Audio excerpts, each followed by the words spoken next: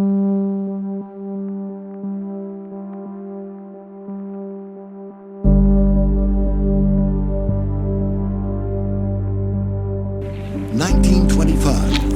gain still greater efficiency, the post office begins to contract with private carriers for airmail service.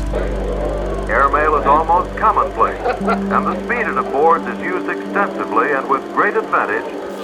In 1918, airmail was born and the world would never be the same again.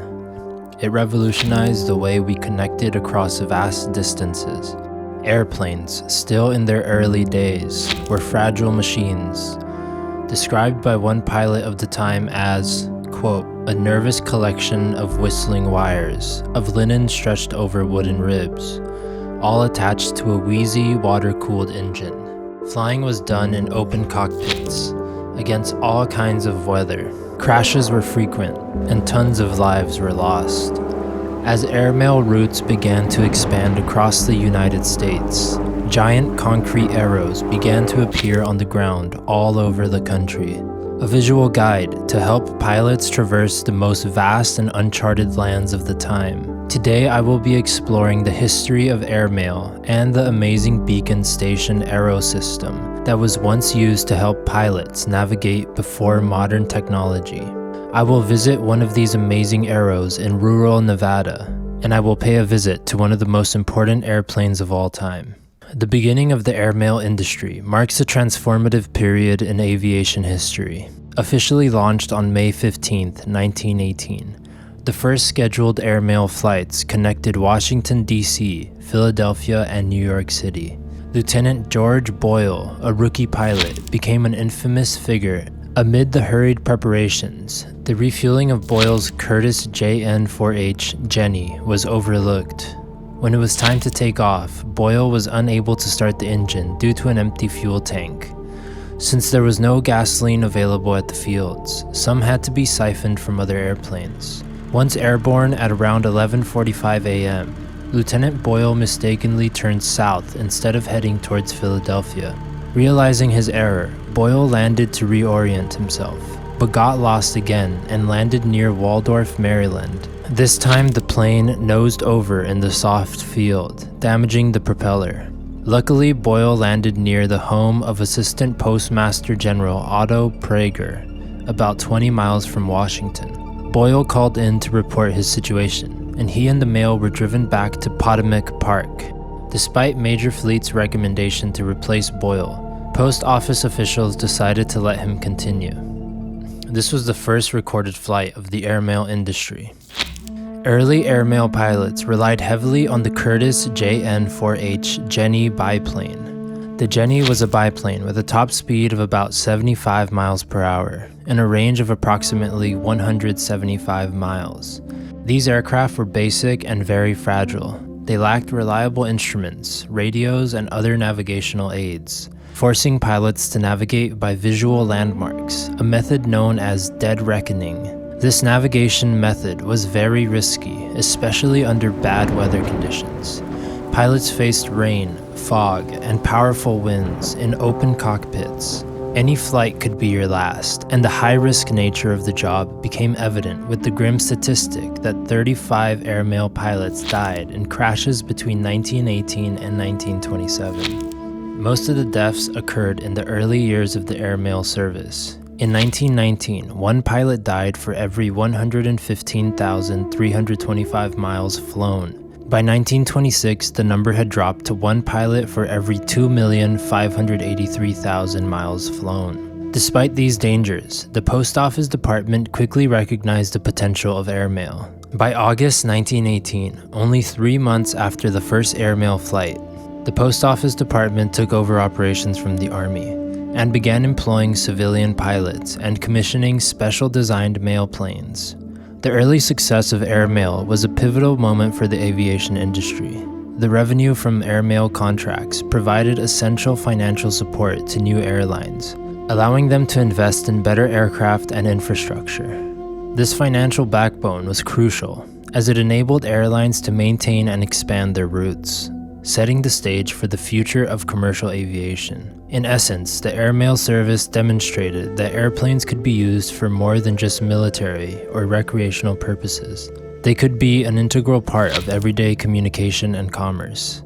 As the success of Airmail grew, so did the infrastructure and technology supporting it. Initially, Airmail routes were limited and risky, but as the service proved its worth, expansion was inevitable. The U.S. Post Office began constructing a network of lighted airways and beacon towers to aid navigation, which significantly enhanced the safety and reliability of Airmail. The transcontinental Airmail route from New York to San Francisco was a significant milestone.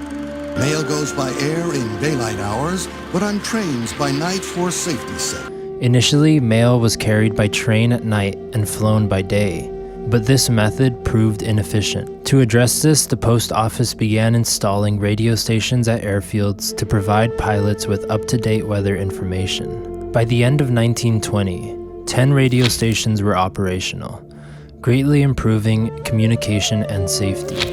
One of the most remarkable innovations was the establishment of beacon towers and concrete arrows. These structures were spaced at regular intervals along Airmail routes, providing visual navigation aids for pilots flying in low visibility conditions. Each beacon tower featured a powerful rotating light that flashed Morse code signals corresponding to the tower's number on the airway. Concrete arrows on the ground pointed to the next beacon tower. The first section of the lighted airway, completed in 1923, stretched from Chicago to Cheyenne, Wyoming. Emergency landing fields were established every 25 miles, marked by 50-foot towers with revolving beacon lights visible for up to 150 miles. Smaller beacons were placed every 3 miles between these landing fields, providing a continuous line of guidance for pilots. Beacon towers were integral to the success of night airmail flights. These towers, constructed of steel and standing 51 feet tall, were equipped with powerful 1,000-watt searchlights. The searchlights were mounted on a platform at the top of the tower and could rotate 6 times per minute. Each beacon emitted a beam with a candle power of approximately 2 million, which was visible for up to 150 miles in clear conditions.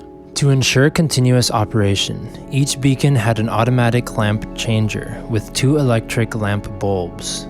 If the primary bulb burned out, the secondary bulb would automatically switch on, minimizing any disruption to the light signal. Additionally, the beacons included course lights mounted on the tower platform. These lights, one pointing forward and one backward along the airway course, flashed Morse code signals identifying the beacon's location.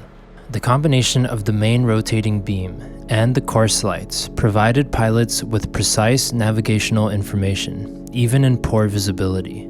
Concrete arrows laid on the ground at the base of the beacon towers, providing further navigational aid. These arrows were typically 70 feet long and painted bright yellow for high visibility. The arrows pointed in the direction of the next beacon tower, offering a clear visual cue to the pilots flying overhead. This was particularly useful during daytime or in conditions where the beacon lights were less visible. The arrows and beacons worked together to create a continuous navigational pathway. Pilots could fly from one beacon to the next, following the arrows on the ground.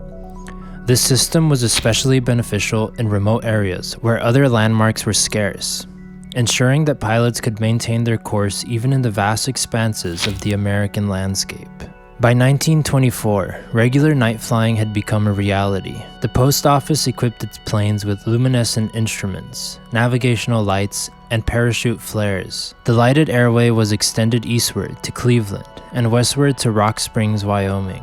This network allowed for regular cross-country airmail service, significantly reducing delivery times. Pilots and planes changed 6 times en route, with 15 stops for servicing and exchanging mail. The longest leg of the journey was between Omaha and Cheyenne, covering 476 miles.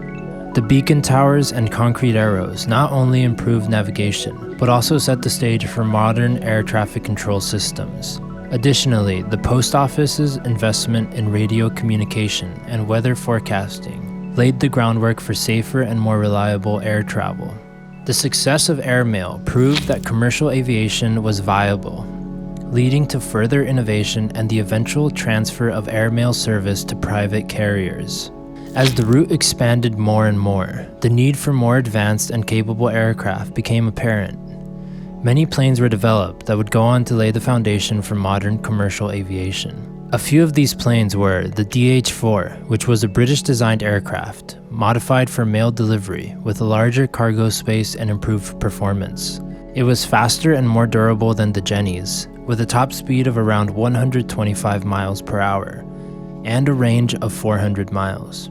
The DH-4's increased capacity and reliability made it a significant improvement for airmail operations.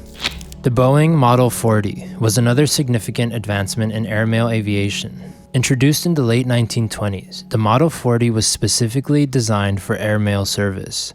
It featured a more powerful engine, increased payload capacity, and improved safety features. The Model 40 could carry up to 1,200 pounds of mail and travel at speeds of 128 miles per hour, with a range of 650 miles. But perhaps the most iconic of planes developed during this time was the Douglas DC-3. Introduced in the mid-1930s, the DC-3 revolutionized both airmail and passenger aviation. Its design included powerful twin engines, a robust airframe, and significant improvements in speed, range, and capacity.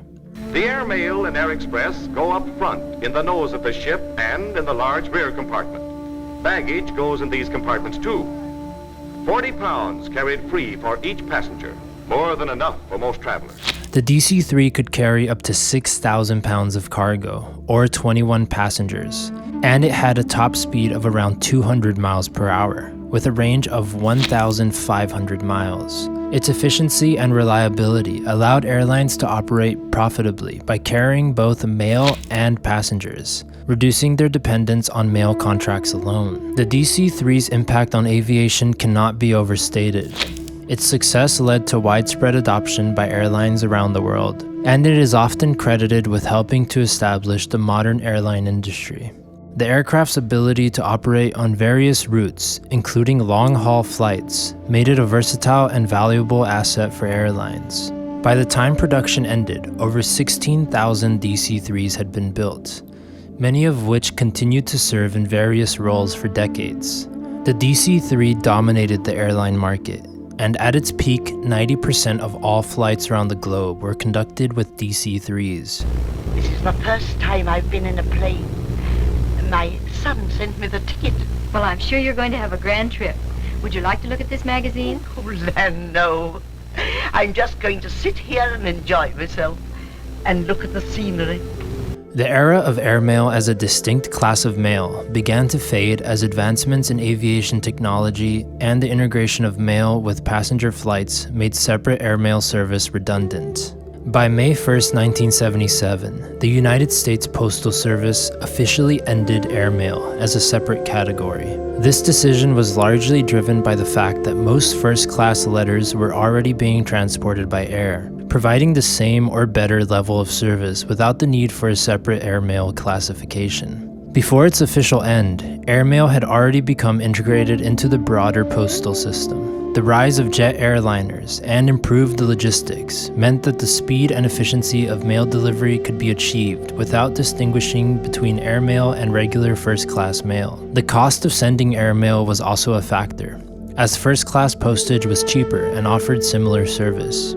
Despite the end of airmail as a distinct service, its legacy lives on in many ways. The infrastructure and innovations developed during the airmail era laid the foundation for modern aviation and postal systems. The establishment of transcontinental routes, beacon towers, and navigational aids transformed the landscape of aviation, proving that reliable and rapid air transport was possible. The financial support provided by airmail contracts was instrumental in sustaining early airlines.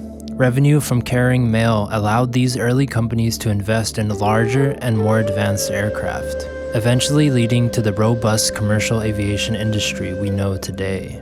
This support was critical during the early years when passenger traffic was sparse and airlines struggled to stay afloat. Today, express mail services and overnight shipping options offered by various postal and courier companies have taken on the role that airmail once played. These services utilize the latest advancements in aviation and logistics to ensure that mail and packages are delivered quickly and efficiently across the globe. Companies like FedEx, UPS, and DHL have built extensive air networks to meet this demand, continuing the legacy of airmail by ensuring that goods can be transported swiftly and safely over long distances. Welcome back, guys. I'm at the Lovelock Arrow. This is a giant arrow, and these can be found all over the country.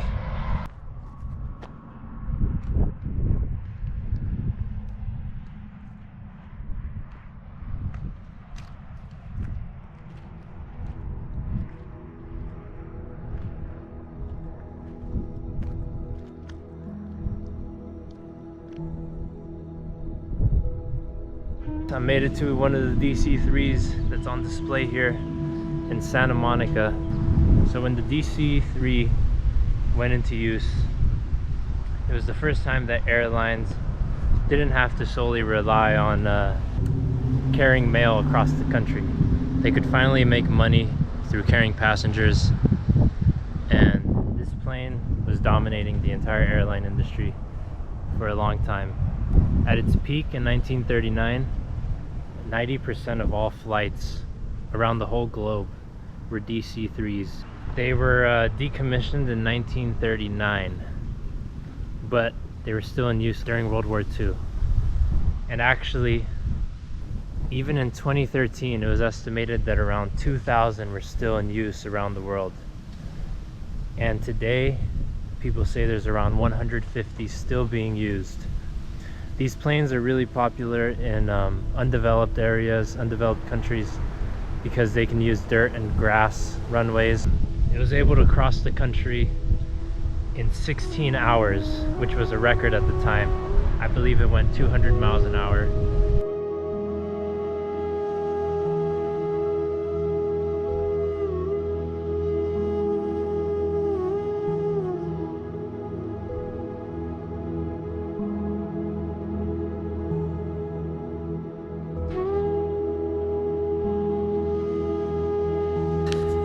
I picked up some original airmail from the flea market the other day, and I want to show you guys some of these.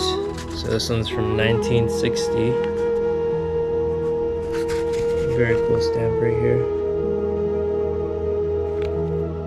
From its ambitious beginnings in 1918, when daring pilots flew in fragile Jennies, risking their lives every single flight, to its integration into the modern postal system, the influence of airmail continues to this day. The continent that once took a year to cross may now be crossed overnight. It's the American way.